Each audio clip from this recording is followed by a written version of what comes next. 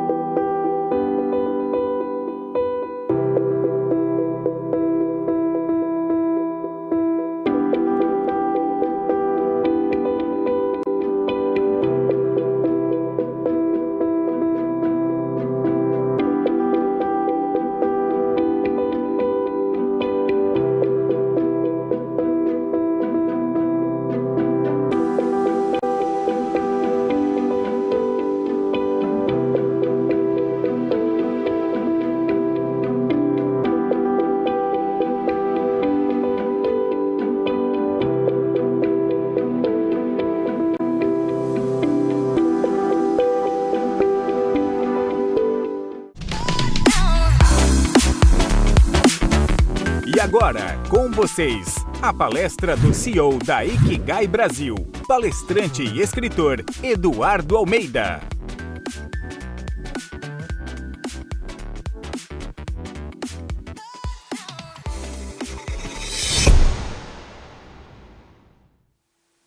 Bom dia, amigos do Instituto Êxito, tudo bom? Eu sou Eduardo Almeida, parceiro do Instituto, e hoje nós estamos aqui para falar de um tema da máxima importância, que é a reeducação. Vamos entender então nessa 40 minutos, uma hora, esse tema e a relevância que ele tem para a sua vida e para a nossa sociedade, tendo em vista que o Instituto Êxito é um dos parceiros dessa nova visão, dessa nova missão do educador no Brasil e no mundo. Então, por gentileza, meu slide, para a gente começar a conversar. Isso, perfeito. Obrigado, gente. Então, quando a gente fala de reeducação, deixa eu me apresentar um pouco primeiro para que vocês que ainda não me conhecem possam me conhecer.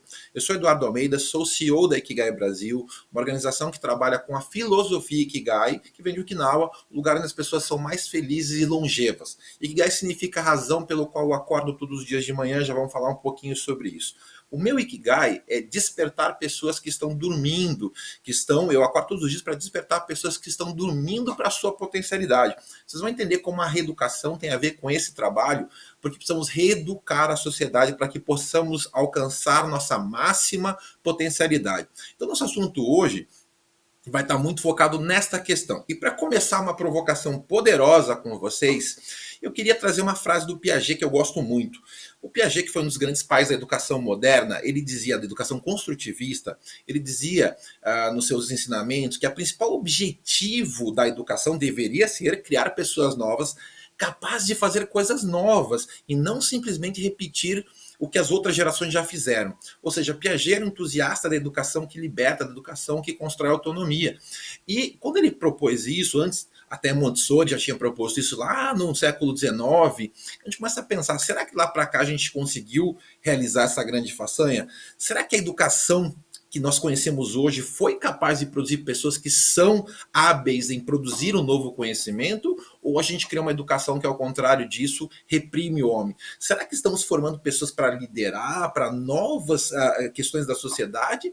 Ou será que estamos criando pessoas para uma sociedade já está ultrapassada? Óbvio, essa é uma resposta bastante clara, não fizemos isso, e hoje a gente vai entender como e o que nós precisamos fazer para que a educação, não apenas a educação acadêmica, a educação corporativa, ou seja, a educação como um todo, vamos entender a diferença da educação e escolarização, para entender que você é um educador, na medida que é um líder na sua família, com seus filhos, todos nós somos educadores. Então vamos entender que as empresas, principalmente, precisam de um novo tipo de profissional. Agora, quando a gente tenta entender por que a educação falhou tão severamente, e aqui eu não estou colocando o demérito nos professores, nos educadores, que são pessoas muito bem intencionadas, que querem de toda forma trazer o seu melhor, estão desmotivados porque infelizmente nossa sociedade não são reconhecidos, são cobrados, os pais terceirizaram para os colégios a responsabilidade da educação dos seus filhos, porém tiraram do professor a autoridade e o poder para fazê-lo. Mas quando a gente começa a olhar sobre essa ótica do que é a origem do problema, por que será que a gente tem uma sociedade tão alienada como a gente está vendo? Já vão perceber o quanto isso é grave. É preciso voltar na origem desse problema. Lá no século XIX, até o século XIX, somente as pessoas muito ricas tinham educação. Através de que formato? Através de uma coisa chamada preceptores, que eram pessoas que eram contratadas para ir nas casas darem aula particular. Então era uma educação só para os nobres, para as pessoas de muito dinheiro. Aí aconteceu um fenômeno interessante chamado industrialização. E a industrialização, ela precisava de uma mão de obra, o nome já diz, é claro, mão de obra, não é cabeça de obra, é mão de obra mesmo, que fosse apta a fazer uma única coisa bem feita, repetir processos aceitando uma estrutura hierárquica fechada, no qual eu passaria o dia inteiro numa linha de produção alienado dos meus sentimentos, alienado das minhas relações. Porque na linha de produção, quanto mais eu penso, quanto mais eu reflito, mais eu crio gargalo na produção. O ser humano ideal para a linha de produção é aquele que não pensa, é um robozinho. Tanto é que hoje as linhas de produção estão buscando colocar robô e não mais gente. Mas naquela época isso não era possível. Então o que a indústria precisava? Ela precisava formatar um ser humano que fosse hábil a fazer isso e se submetesse, fosse dócil frente a esse imperativo da indústria na sua origem. Então quando a gente olha a similaridade desse parceiro, aí a indústria vai e contrata um parceiro para realizar essa mudança cultural. Que parceiro é esse? A escola, a universidade. E como é que ele faz isso? Encontrando muita similaridade. Para pensar, antigamente as pessoas, ainda muitas empresas, indústrias fazem isso, as pessoas, porque elas são longe, vão de ônibus para a indústria, e as crianças iam de ônibus para o colégio. Elas vão usar uniforme na indústria, então elas vão usar uniforme no colégio. Elas vão ter o seu trabalho determinado pelo tempo que levam para fazer uma atividade. Então a aula no colégio vai ser determinada por tempo, e não dá para parar. Crianças que perguntam quebram o foco na produtividade da matéria. E aqui a gente olha a educação muito voltada para cumprir com o expediente de conteúdo que vai ser ministrado no tempo da aula. Então o foco não é no aluno, o foco é na matéria, no vencer a matéria. O controle é muito forte na indústria, naquela indústria antiga, e assim a gente tem que também, as crianças têm que se submeter ao controle, vão ser alienados, o foco é na correção, não no positivo. Olha que interessante, a indústria, o Chaplin ele fala no filme Tempos Modernos, quando perguntam a ele o que ele faz, ele diz, eu aperto parafusos, quer dizer, ele não tem a menor noção do que ele produz, porque era importante para a indústria alienar o homem em relação ao que ele produzia, ele era apenas parte de uma engrenagem. E o colégio fez o quê? Nos ensinou matérias que nós não compreendemos para que sabemos. Só para você ter uma noção, em média, quando um adulto se forma na faculdade, quando antigamente se dizia, né, eu acabei meus estudos, agora eu vou para o mercado. Ele iria usar no máximo 7% do que ele aprendeu. Essa é a verdade. 7% do que você aprendeu. Todo o resto foi apenas para desenvolver processos cognitivos, mas não é prático em relação àquilo que você vai usar. Então, o que acontece? A gente começa a trabalhar também a educação e o trabalho como obrigações. O que teu pai falava para você? Tem que estudar, filho, senão você não vai ser ninguém na vida. E aí você entendia uma coisa, se eu não estudar, eu sou ninguém. Ao contrário de entender que eu já sou alguém, eu sou um indivíduo, a educação não vai me tornar alguém, porque o que me torna único é quem eu sou. A educação vai abrilhantar e desenvolver aquilo que eu sou. E não é ela que determina quem eu vou ser, mas a gente compreendeu que trabalho e educação são obrigações que nós temos que cumprir forçosamente para um dia, quem sabe, nos aposentarmos. E aí nós poderemos viver para nós. Só que antigamente as pessoas morriam aos 60 anos. E hoje a gente tem uma vida de pós-aposentadoria muito grande, onde as pessoas, inclusive, não querem mais se aposentar, querem continuar fazendo coisas para se sentirem úteis. Então, houve uma grande mudança na cultura da sociedade que vivemos. Mas quando a gente para pensar na educação e por que ela foi e ainda é tão alienante, é porque ela está profundamente alicerçada nesses princípios. Quando a gente olha tudo isso, tem um cara fantástico chamado Sir Ken Robinson, falecido esse ano, inclusive, uma pena, de câncer, talvez um dos melhores TEDx que valeria a pena você assistir. E ele falava uma coisa muito importante, que a gente está ensinando pessoas do século XXI a resolverem problemas do século XXI com professores do século XX, uma mentalidade e método do século XIX. E é pura verdade. Inclusive, ele comenta que se você for hoje numa universidade ou num colégio, ele é muito parecido com o que era no século XIX. Tá ok, então a gente mudou aquela repressão que tinha, a palmatória, mas essencialmente, será que o método mudou ou só mudou a embalagem? A embalagem tem mudado, mas o método não. As universidades, inclusive, tratam os alunos como alumines, seres sem luz. E o que é um ser sem luz? Aquele que não tem luz, um lactante também, a origem da palavra pode ser aquele que bebe o leite dos mestres. Oh, que coisa poética. Então, os alunos, eles são tratados como seres que não têm conhecimento, que não têm a capacidade de produzir saber. E por isso, quando você faz um TCC, você pode dar opinião? Não. Você é só um ser sem luz, então você tem que se submeter aos que os mestres falaram. Aí quando você vai fazer mestrado, você pode dar opinião? Não, porque você tem que se basear nos que fizeram doutorado. Aí quando você faz doutorado, espera-se que você contribua com conhecimento novo e relevante para a sociedade. Só que isso não vai acontecer. Porque o pensamento crítico é estimulado durante toda a vida. Chegar no doutorado para só então poder pensar em coisas inovadoras, significa que quando você chegou nessa fase, você não tem mais inovação. Você vai simplesmente requentar antigos saberes. Tanto é verdade que, em média, uma tese de doutorado no Brasil ela é lida por, no máximo, 5 pessoas. Olha a relevância desse conteúdo. 5 pessoas vão ler uma tese de doutorado. Quer dizer, você passa a vida inteira estudando para esse conhecimento chegar a 5 pessoas. E é isso que nós temos que repensar e rever em termos de conceitos educacionais. A consequência natural disso é que hoje vivemos uma sociedade atrofiada, uma sociedade que tem sérios problemas, que tem sérias crises aí que nós estamos administrando. Por exemplo, não sei se vocês sabiam que 80% da força laboral, segundo a Deloitte, no Brasil está desengajada. O que é desengajada? Ela está simplesmente trabalhando para ganhar um salário. Ela não tem nenhum prazer, ou felicidade ou significado naquilo que ela faz. 80%. Será que isso representa uma crise de produtividade, uma crise de sentido, de engajamento? Muito grande, né? Quando a gente fala sobre alguns fatores também ligados ao trabalho, eu vou só falar de trabalho aqui, então, para a gente entender. Tem vários dados interessantes para vocês verem. 84% das demissões no mercado corporativo são comportamentais, não técnicas. Não é porque a pessoa não sabia fazer. O comportamento dela, o autoconhecimento, a capacidade de se relacionar com os outros é baixa. E com isso ela cria uma série de crises. Vocês sabem disso. Não sei se você sabe que 1/4 do tempo de um gestor numa organização é trabalhando para resolver problemas que os outros criaram. É 1/4. A gente está falando de 25% aí do seu tempo é gasto resolvendo problemas que os outros criaram. E é muito interessante esse dado, porque outro fato curioso, 90% das pessoas que criam os problemas nas empresas não encontram soluções para os seus problemas que elas mesmas criaram. Agora, 70% das pessoas que resolvem os problemas que os outros criaram não encontram oportunidades ocultas. Só 20% das pessoas conseguem encontrar oportunidades ocultas nos problemas. Se tem um problema, tem uma oportunidade de mercado. E são muito poucas aquelas que conseguem entender isso. E por quê? Porque essa educação nos fez, no máximo, sermos resolvedores de problema.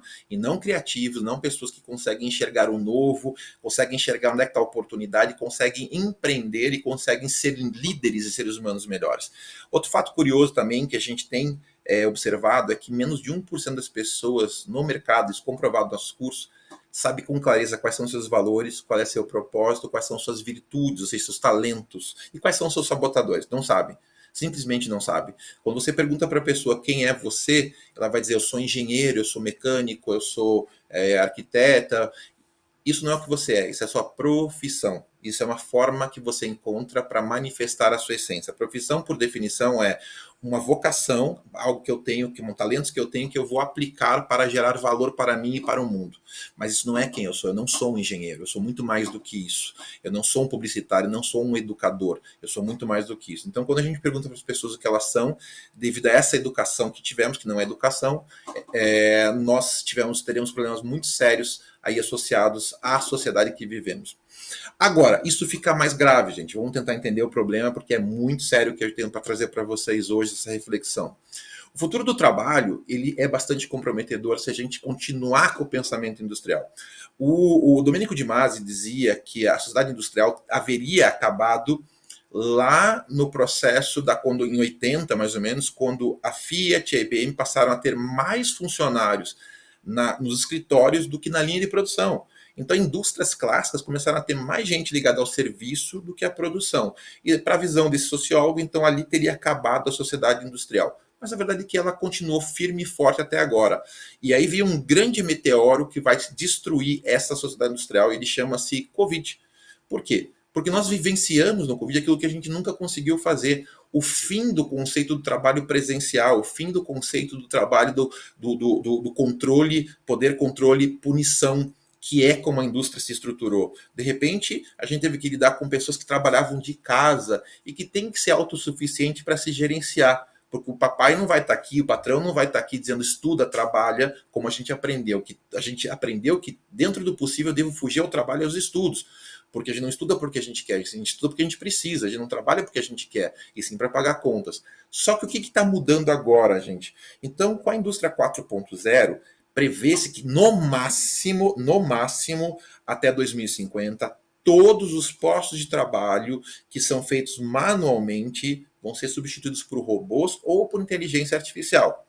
Se você já conversou com uma inteligência artificial, você está percebendo que cada dia elas estão mais humanas. Por quê? Porque elas estão conseguindo emular sentimentos, estão conseguindo compreender subjetividades e responder de forma subjetiva. E, no entanto, o homem se tornou cada dia mais robótico, porque a gente está se tornando basicamente binário. É sim, não. A gente não lida com talvez, não lida com abstração, e percebe-se que a gente cada dia mais está buscando ser binário. Ou seja, a gente busca concordo, não concordo, sou contra, sou a favor. Então, essa é a mudança que a gente tem que estabelecer, criando uma sociedade onde o ser humano é humano, porque, infelizmente, não haverá mais vaga para robô. Se a gente for robotizado, os robôs farão melhor que a gente qualquer coisa. Agora, nesse contexto também, tem uma crise aí que vocês não estão sabendo, provavelmente, e que foi perpetrada agora com a volta da Covid. Não sei se vocês sabem, 20% da força laboral americana simplesmente não vai voltar para o trabalho. E não vai voltar para o trabalho porque o posto se extinguiu. A empresa está louca para que ele volte, mas ele não quer. Como é que eu vou fazer uma pessoa voltar para um trabalho agora que ela descobriu que é muito chato, que aquilo não faz sentido, que a gente perde horas indo para o trabalho, que a gente fica em um ambiente que é tóxico, com líderes, com chefes tóxicos, com pessoas que não estimulam a nossa máxima potencialidade? Se a gente descobriu que existe a liberdade. A mente que sabe uma nova ideia jamais retorna ao seu tamanho original, já dizia Einstein. Então, se as pessoas agora descobriram que esse mundo vive, para que voltar para aquele mundo? E as empresas não estão preparadas para isso que está vindo. Tenho conversado com várias delas que estão desesperadas, tentando pensar como eu estimulo as pessoas a voltarem. Simples, muda a tua cultura, muda a tua forma de pensar. E é aqui que vem você ter que abrir mão do controle, que é uma perspectiva claramente industrial, controle, punição, recompensa. A gente precisa trabalhar com coisas novas, com novas visões de mundo, com novos estímulos. E a gente está vendo uma nova geração que agora não liga mais para algumas coisas que foram muito... Eu tenho 50 anos, que foram muito caras para a minha geração. Carreira. Eu fui fazer um trabalho numa grande corporação para trainees, e foi muito interessante, porque um dos líderes falou, não quero que esse diretor fale que ele é muito industrial, ele tem uma cabeça muito antiga. Tinha uns 120 trainees preparados para começar o programa, escolhidos a dedo na sociedade. E esse diretor falou, depois de 8 anos trabalhando aqui, eu virei gerente desse banco. No dia seguinte, 20 deles tinham desistido do programa, por essa frase. Então, essas pessoas não querem mais esse tipo de compromisso de 10 anos sacrificando. Não é assim que elas querem recompensas reais, imediatas, curtas, gamificadas de preferência. Elas não ligam mais para uma coisa chamada sobrenome corporativo.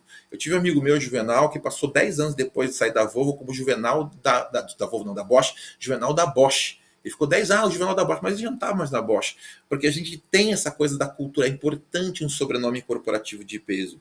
Eles não querem saber de estabilidade, nem de benefícios, e eles não aceitam mais uma coisa que é estudar para ter um título. A gente fala de titulação e empregabilidade. Eu vou fazer uma pós-graduação. Por quê? Porque isso vai aumentar minha empregabilidade. Vocês não estão nem aí. 70% desses jovens acham que a universidade não agrega nada para suas vidas. Então, se a gente não mudar esse formato, qual é a perspectiva da gente ter uma realidade diferente a partir dessa sociedade que precisamos construir?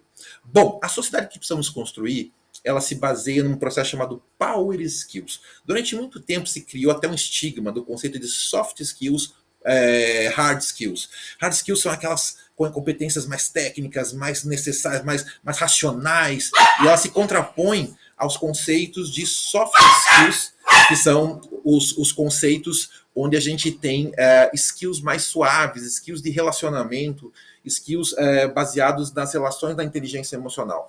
Só que hoje se sabe que essa versão não é verdadeira, até porque soft skills criam um conceito, trabalhar em casa, né? Aí tá, nós temos que estar preparado para isso, a vida particular e a vida acadêmica, a vida do trabalho se misturam.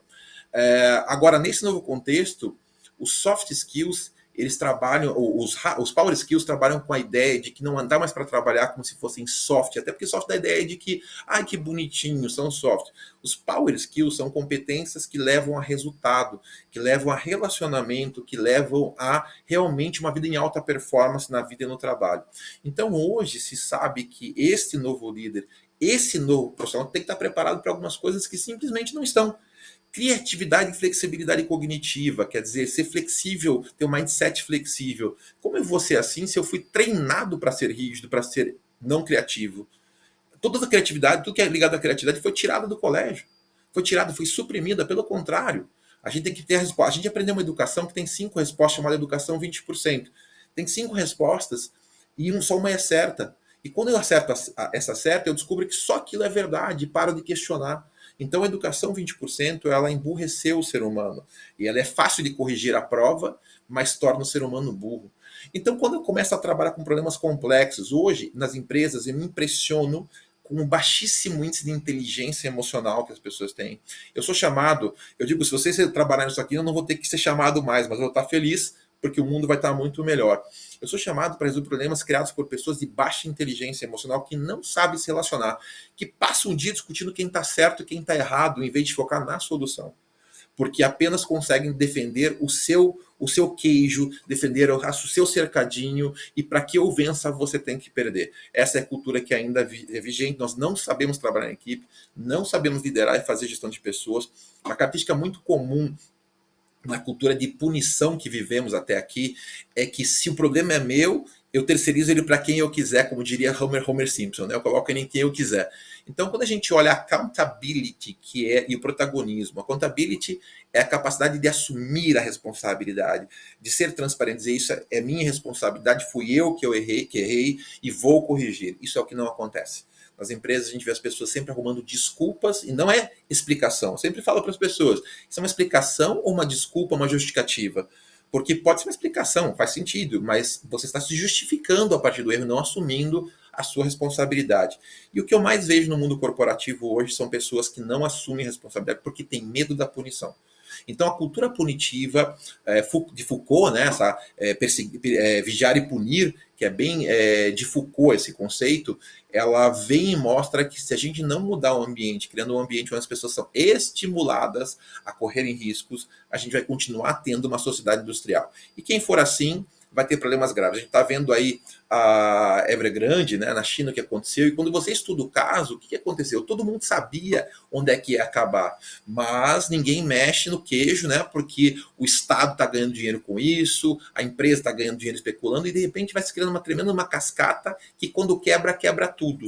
Será que ninguém percebeu que havia alguma coisa errada nesse processo? É óbvio que sim, mas aí vem a accountability, aí vem o protagonismo, aí vem tudo isso que foi desestimulado, principalmente na sociedade chinesa, que é uma sociedade com características fortemente industriais, fortemente baseadas no vigiar e punir. Então é isso que a gente precisa. Se a gente quer competir nesse novo mundo, a gente precisa de um novo tipo de educação no lugar da escolarização.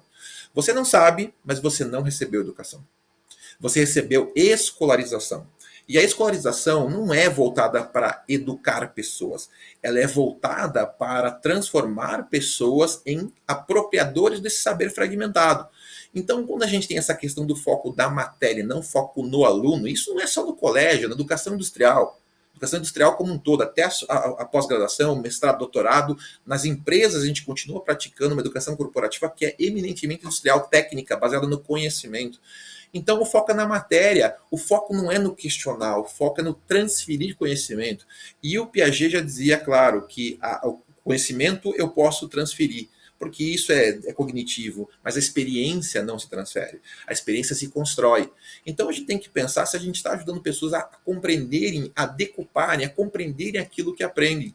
Então, será que nós estamos ensinando pessoas a aprenderem a aprender, a serem mais inteligentes, não apenas cognitivamente, mas serem seres humanos que têm um nível de inteligência diferente?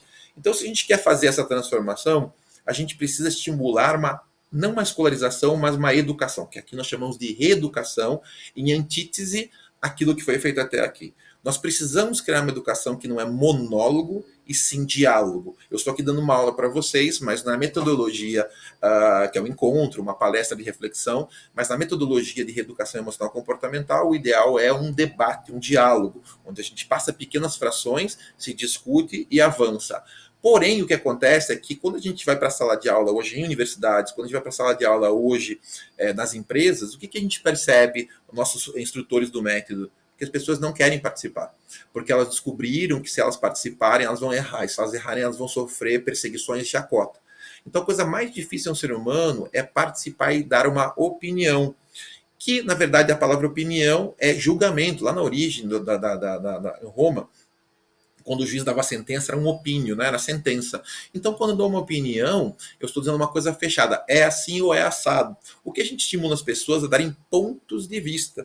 Porque um ponto de vista é tudo aquilo que eu consigo perceber a partir da minha limitada cognição, meu limitado saber. Então, eu não estou dizendo que é a verdade, porque, aliás, a verdade é relativa. Mas estou dizendo que é o que eu contribuo para esse debate. Mas para fazer isso, eu preciso estar sendo estimulado desde muito cedo a saber construir a dialética do saber. E como isso não foi feito, as pessoas hoje estão dizendo assim, a minha opinião é essa. Por quê? Porque eu acho, eu penso, eu sinto. Quer dizer, elas vão dar opiniões a partir de coisas muito subjetivas e não fazendo aquilo que já era dito, eu me torno grande porque eu subo o nome de gigantes. Então, quando eu quero aprender a opinar, não significa que eu tenho que dar a partir de subjetividades. Quanto mais eu tenho fundamentos, eu posso opinar, eu posso dar pontos de vista a partir da compreensão que eu somo transversalmente com tudo que eu já aprendi. Agora, é interessante que o conhecimento ele é como uma ilha. Então, quanto menos eu sei, menor é a borda do desconhecido em volta. Então, eu tenho a percepção que eu sou, como eu sei coisas, porque eu sei muito pouco. Então, o desconhecido que me cerca é pequeno. Agora, quando essa ilha cresce e vira um continente de saber, eu começo a perceber que a margem do que eu desconheço é muito maior. E aí eu me torno mais humilde, eu me torno mais consciente de que quanto mais perguntas eu me faço, mais abre esse desconhecido que é maravilhoso. Então, a visão cartesiana da escolarização, ela buscou respostas fechadas. Ela nos ensinou que as respostas são certas e são fechadas. Essa nova educação ela tem que se basear não mais em afirmações, e sim em perguntas. Porque os grandes líderes do momento não são aqueles que têm as respostas, mas aqueles que conseguem fazer as perguntas que ainda não foram feitas. E são as perguntas que transformam o mundo, não as respostas. É a busca por essas novas perguntas que transformam o mundo. E essa nova educação, ela é tão interessante, ela é tão magnífica, que o conhecimento, como entendemos, vai acontecer nesse formato aqui digital. E os professores ainda não entenderam isso. Eles acham que o valor deles está no conhecimento que eles adquiriram, porque a cara adquirir conhecimento é demorado. Então, naturalmente, o ser humano, quando ele se apropria do conhecimento, ele quer preservar, ele quer colocar numa caixinha, dizer isso é meu, custou caro, não vem tirar isso de mim, tudo que eu tenho é esse conhecimento. Então, ele pensa que o valor dele está no conhecimento. Isso é um problema, porque o Instituto Êxito é um exemplo disso, a quantidade de cursos que temos aqui. Hoje, se eu for fazer qualquer curso sobre qualquer coisa, eu consigo ter cursos em Harvard, em Yale, no Instituto Êxito, sobre qualquer assunto gravado pelos melhores, pelos expoentes da sociedade. Então, por que eu vou ter aula com um professor regional específico se isso não traz valor para mim, no diferenciação? Por que eu não tenho aula, a pós-graduação agora na Católica, por exemplo, PUC do Rio Grande do Sul, trouxe inteligência emocional, os pais da inteligência emocional, os pais da psicologia positiva. No Brasil, a gente andou aula com esses caras. E por que isso acontece? Porque isso o EAD permite. Então, todo conhecimento, eu não preciso mais de centenas de milhares de pessoas falando sobre aquele assunto. Eu posso escolher os melhores e ter isso gravado para várias gerações, ter isso gravado para várias pessoas, multiplicando esse conhecimento. Então, qual passa a ser o papel de nós, facilitadores da aprendizagem? Aí é que está o ponto. As universidades, os colégios, a educação corporativa não pode ser mais uma educação baseada em conhecimento abstrato. Ela tem que ser uma educação baseada em vivência. Então, como é que funciona isso? Harvard está fazendo isso já. A gente propicia sala de aula invertida, no qual o aluno estuda antes, veja os vídeos em casa. Eu não preciso que a pessoa venha para a aula para assistir, para ter conhecimento. Ela pode ter o estudo antes e chegando em sala, chegando na empresa, a gente pode debater e construir. Mas para isso eu preciso de uma nova mentalidade, aquela que busca o conhecimento e não aquela que foge do conhecimento. Então o aluno ainda é obrigado a fazer isso porque ele foge. O colégio é desestimulante, a universidade é desestimulante, as empresas são desestimulantes. Então, se eu começo a construir um ambiente em que a educação é estimulante e que na sala de aula, no encontro, eu vou debater, eu vou construir e eu vou promover experiências de troca, experiências de gamificadas, experiências de dinâmica de grupo, aí eu vou ter uma aprendizagem que é um pouquinho mais do que conhecimento, ela é uma educação formativa e não uma escolarização deformativa, como a gente está vendo até aqui. Então, na prática, o que a gente está vendo? Um novo tipo de educação, que é a reeducação, precisa surgir. A gente chama de reeducação como um movimento, tá, gente? Porque a reeducação é, antes de tudo, um movimento, antes de ser um método, uma técnica que nós usamos aqui na Ikigai Brasil, ela é uma proposta de reflexão para que você assuma seu papel de educador. A gente forma pessoas através do nosso método, educação emocional comportamental, a gente forma multiplicadores, é uma profissão, assim como o coach foi uma profissão que trabalhava com ponto A, ponto B, busca dos objetivos, resultados. O reeducador é aquele que ajuda a pessoa a conhecer as suas virtudes para que ela possa, com autonomia, fazer o seu caminho. Então, diferente do coach, o reeducador, o foco dele não é na meta. A meta será alcançada, será planejada, isso é fácil, mas o papel aceita tudo. A pergunta é, você tem as competências necessárias dentro de você? Você tem os sabotadores que estão desviando você? Porque isso seria fácil. Pensa assim, ó, se a questão fosse só saber o que tem que fazer, se fosse só cognitivo, então eu quero emagrecer, por exemplo. Academia e dieta, o físico ideal, está tudo resolvido. Não é assim que funciona? Só que não. Porque existem primeiro, crenças limitantes muito poderosas atuando. Existe uma identidade que se autodefine. Eu sou obeso, não eu estou obeso. Essa identidade não permite que a pessoa se veja como um atleta, como alguém com físico belo, alguém com méritos. E tudo isso depõe contra o processo de estruturação dessa nova visão de si. Então é aqui que a gente começa, indo em frente, é aqui que a gente começa o nosso processo de desenvolvimento humano. O que a reeducação tem de diferente dessa escolarização? O Marcelo Cortella dizia que o papel do professor é escolarizar, da família é educar, e por mais que eu goste muito do Cortella, eu acho ele um cara muito inteligente e tenho muita admiração por ele, essa fala é uma fala bastante tendenciosa. E por que ele faz isso? Porque ao dizer isso, ele tira do colégio a responsabilidade da universidade, a responsabilidade de educar. Se é assim, se a gente não vai educar, só quem vai educar é a família, então vamos trocar o nome, não é mais educador, é escolarizador. Serve? Os professores, obviamente, não vão querer isso, porque isso reduz o papel deles, mas eles não percebem que eles têm trabalhado para a própria redução da sua relevância na sociedade. Então, o que significa ser um educador e não um escolarizador? Significa trabalhar pelo desenvolvimento humano. E olha que palavra bonita, desenvolver, development, desarrollo, significa tirar o que envolve. Então a reeducação, o desenvolvimento humano, ele tem pouco a ver com conhecimento, ainda que isso seja uma base importante. O conhecimento é uma base sólida, mas é uma base sólida para começar um debate, para a gente ampliar o nível da discussão. Mas ele não é a solução. Eu tenho um amigo meu que é reitor de uma universidade, e diz o seguinte: Edu, você não acredita a quantidade de pessoas que eu tenho aqui que têm doutorado em inteligência emocional e não param de criar problema. Porque há uma diferença muito grande entre aquilo que você sabe e aquilo que você faz. Então, a pessoa conhecer uma teoria não significa que ela viva aquela teoria, que ela pratique. Porque há uma dissociação da realidade pelo conhecimento. Então, eu me torno um especialista, um doutor naquele conhecimento, mas minha vida não é uma referência disso, porque eu não estou alinhado entre o que eu sei, o que eu penso e o que eu faço. Então, o desenvolvimento humano, ele tem um olhar diferente. Ele tem um olhar de trazer a pessoa para fora da caixa, para libertar a potencialidade, para libertar aquilo que é significativo em você. E como é que a gente faz isso enquanto metodologia, enquanto proposta?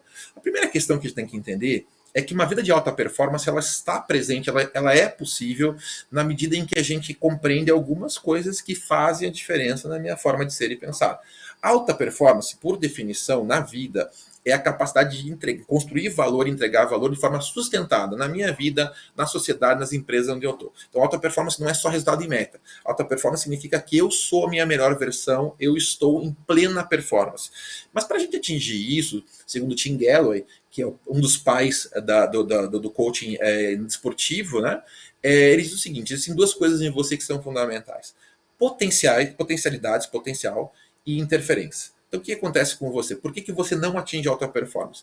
Primeiro que você não sabe quais são os seus potenciais. Você não foi estimulado a entender que tipo de inteligência você tem, inteligência emocional você não desenvolveu, você não sabe qual é o teu propósito, não sabe quais são os teus valores, não sabe. Existem mais de 20 testes que a gente usa para liberar esse conhecimento do autoconhecimento, para que você consiga compreender que potencial é esse, quer dizer, que matéria-prima você tem para se destacar. Porque não adianta você querer ser bom em tudo, você simplesmente não vai conseguir. E a educação nos ensinou que a gente tem que focar no ponto fraco, não no ponto forte. Você tira 10 em tudo, mas tira 5 em matemática, nota vermelha, foca em matemática. E com isso a gente se afastou das nossas máximas potencialidades para se tornar medíocre em tudo que a gente faz. Então a potencialidade é entender aquilo que você é brilhante, aquilo que só você consegue fazer e que vai te diferenciar no meio corporativo e na vida. O que torna você único e extraordinário? A gente diz, mas ninguém é substituível. Bobagem. Martin Luther King foi insubstituível, Steve Jobs foi insubstituível, Madre Teresa de Calcutá foi insubstituível. São insubstituíveis pessoas que entregam um alto valor ao seu propósito, que compreendem a diferença que faz. Eu posso substituir o técnico, mas eu não posso substituir o ser humano que sabe quem ele é, sabe o valor que ele agrega. Corporações têm muita dificuldade de substituir pessoas que são únicas. Agora, se você não sabe qual é a tua unicidade, aquilo que torna você única, então sinto em dizer, você é substituível sim. E se você foca só nas suas características técnicas, quanto mais técnico você se torna, mais substituível você se torna. São os aspectos comportamentais que diferenciam você. O segundo elemento são as interferências, que precisam ser reduzidas. Porque as interferências são todas as crenças limitantes, os sabotadores que operam em você e que acabam tirando potência de você. Muitas pessoas sabem o valor que tem valor, tem potencialidade, mas não acreditam, se acham farsas ou têm comportamentos que detratam essas potencialidades. Eu vi recentemente um diretor que me contratou para fazer um trabalho de educação coaching comportamental num gerente, falou assim: o cara é brilhante, mas é insuportável. Ele é brilhante, é um cara que, em termos de entrega, ele é fantástico, mas onde ele vai tem problema associado. Então, eu vou ter que mandar esse cara embora se ele não mudar esse comportamento. Olha lá, de novo a questão comportamental. Isso são as interferências. E o interessante é que dá para trabalhar. Depois de 10 sessões bem trabalhadas com esse profissional, houve uma mudança, mas não foi eu que mudei ele. Foi ele que escolheu mudar.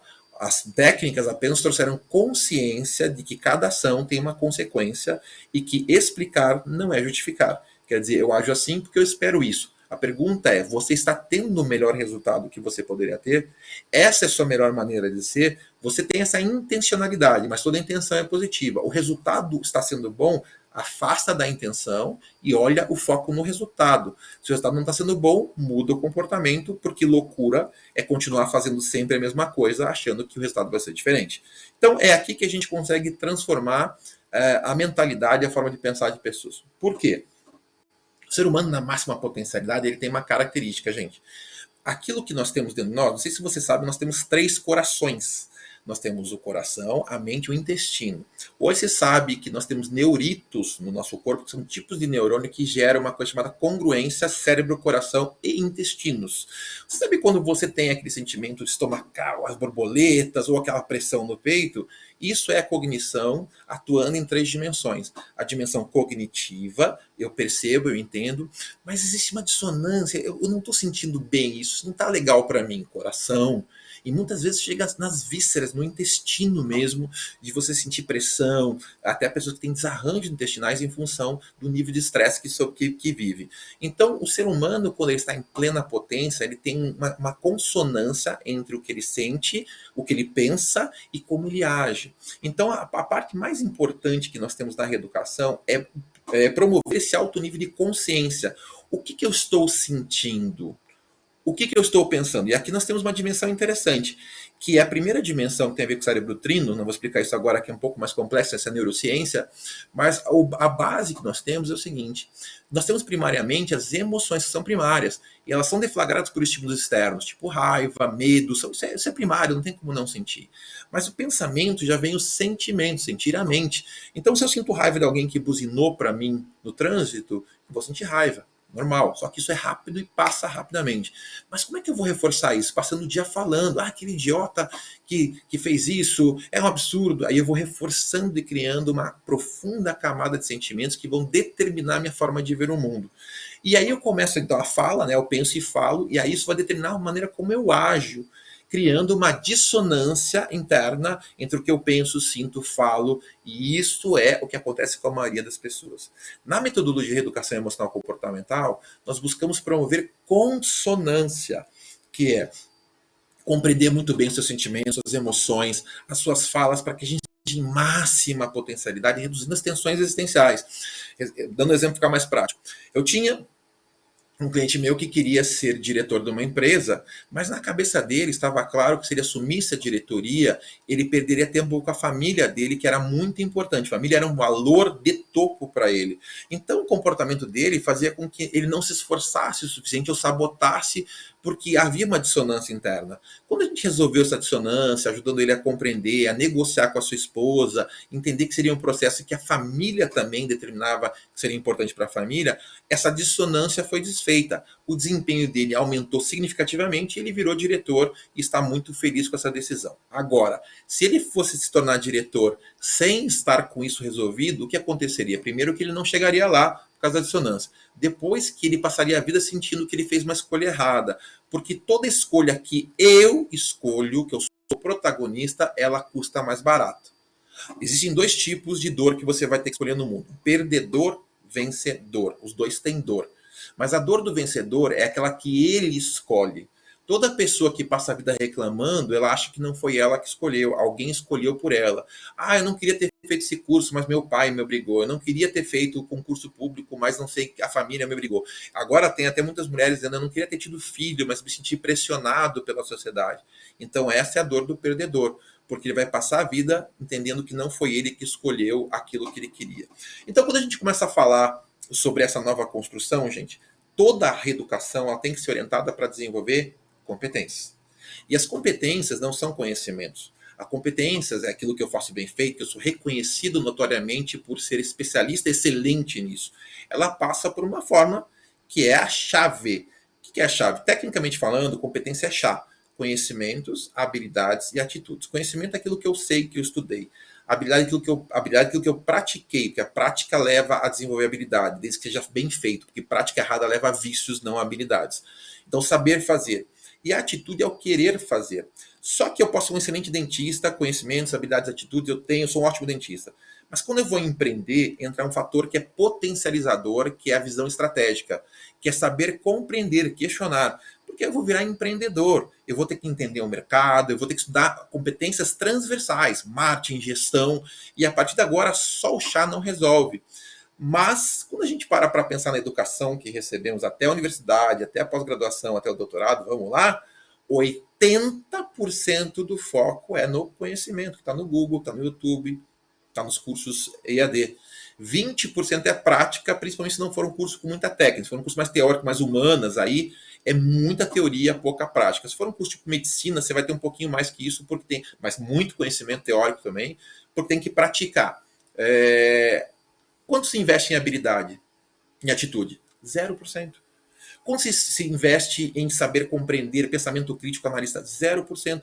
Que agora, volta aquele número que eu falei no começo, só 84% das demissões é comportamento. Quanto valor a educação atual está entregando para a sociedade? Muito pouco. Muito pouco, porque não está formando o ser humano preparado para ser o senhor do seu destino, o capitão de sua alma.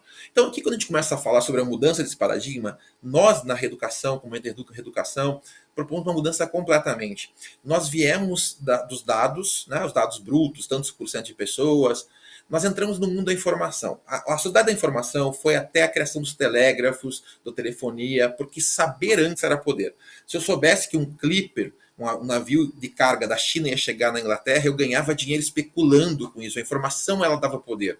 Só que aí isso foi se tornando banal e entrou na sociedade do conhecimento. E aqui as universidades ganharam muito dinheiro, porque ter títulos, ter conhecimento, ser um hiperespecialista era valor. Então foi aqui que a educação ganhou esse potencial de formar especialistas. Só que o que elas não entenderam, a sociedade ainda não entendeu, meteoro do Covid, o conhecimento está banalizado. O conhecimento não agrega mais valor. Aí a gente pensa, não, mas vamos dar mais conhecimento, que aí as pessoas vão ter mais valor. Não adianta, porque se sabe hoje que nós estamos defasados. Saiu da faculdade, está defasado. O conhecimento ele defasa muito rápido no mundo atual. Se a gente está dobrando o conhecimento da humanidade a cada 50, 30 anos, como é que eu posso ficar atualizado, up to date com as tendências? Não tem como. Então deixa de ser importante a quantidade de conhecimento que eu tenho e passa a ser relevante o que eu faço, a minha capacidade de tomar decisões a partir do conhecimento das pessoas que eu conheço, sociedade do network.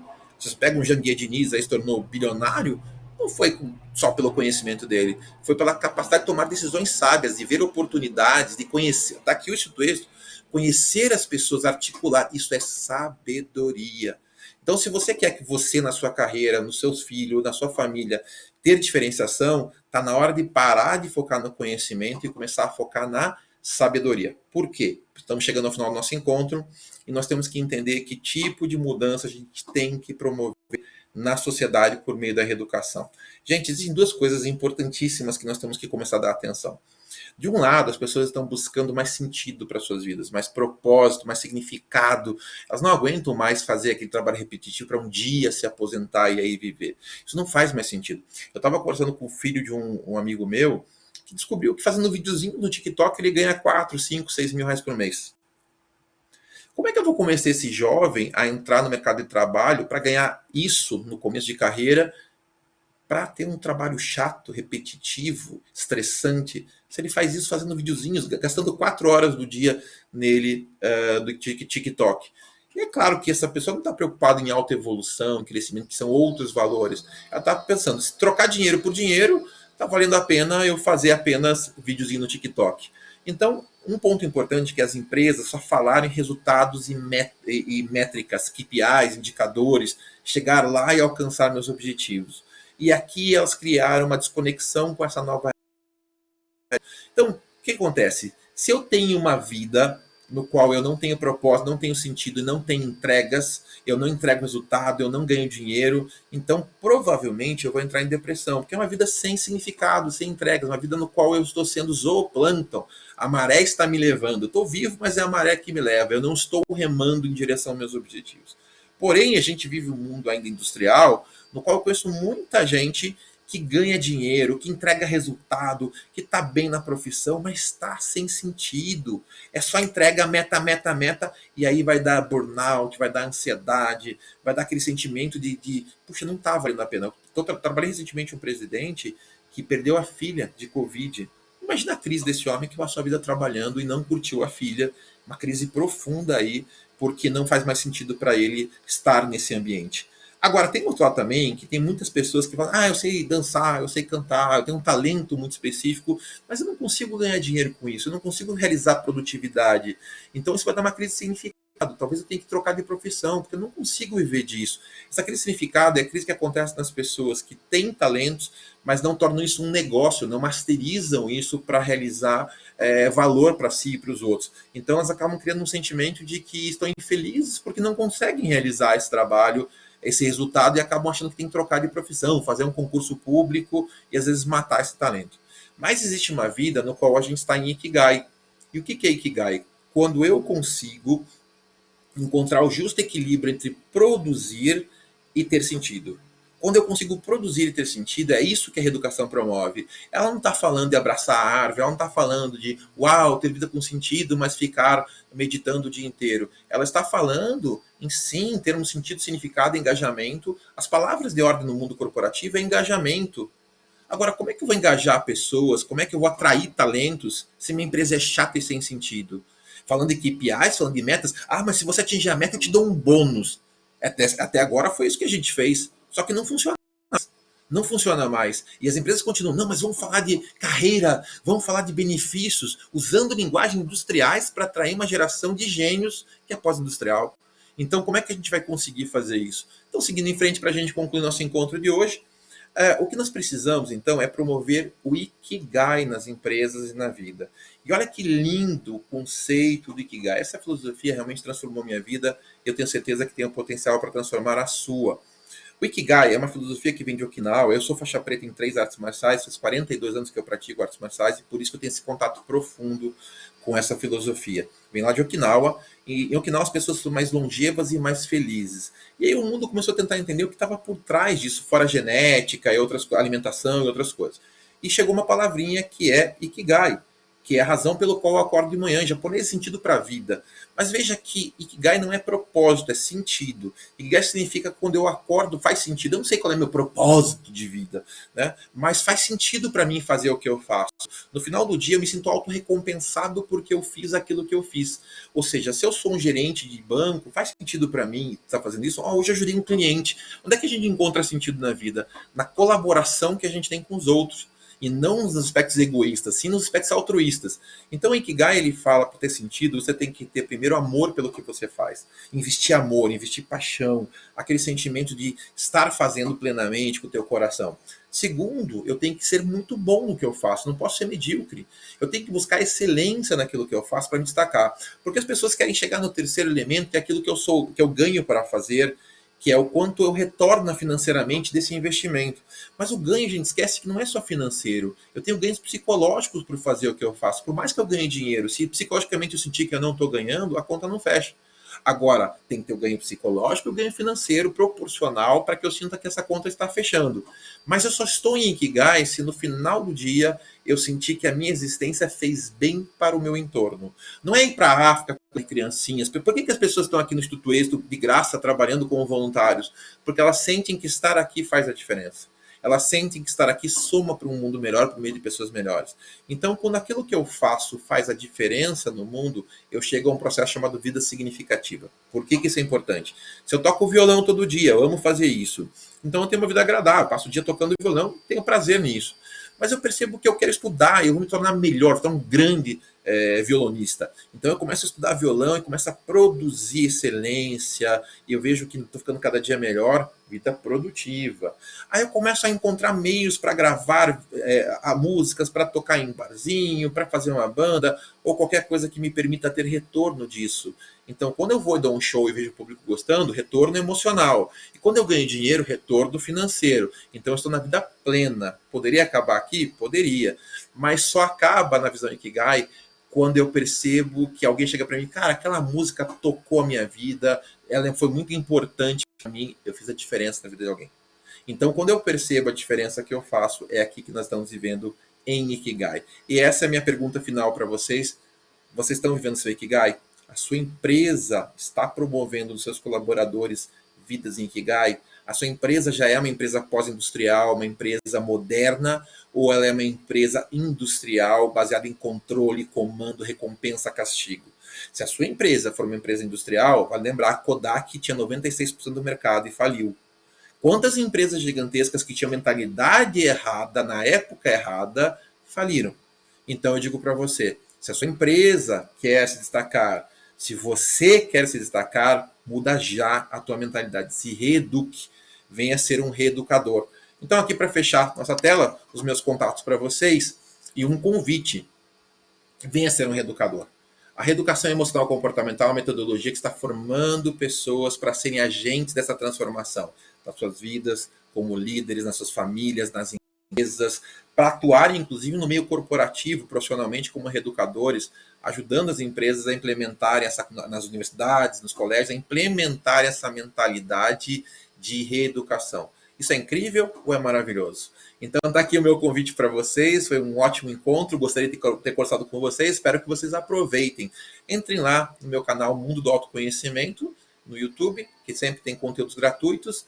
Entrem na Ikigai Brasil, no site, e venham ser reeducadores. Eu tenho certeza que tudo começa, a transformação começa quando você transforma a si mesmo.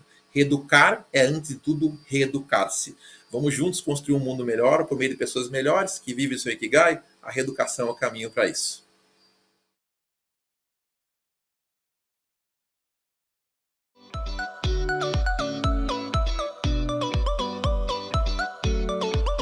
Entenda que deficiência não é sinônimo de incapacidade e nem de ineficiência. Por isso, comece a desconstruir conceitos como ficar surpreso quando perceber que uma pessoa com deficiência intelectual passou numa faculdade ou tem um doutorado, se oferecer para ajudar uma pessoa com deficiência e ficar ofendido quando ela disser que não precisa de ajuda, e romantizar essa questão da pessoa com deficiência dentro do mercado de trabalho, dentro das suas superações, porque todas as pessoas têm o direito de estar incluídas em sociedade, independente da sua condição.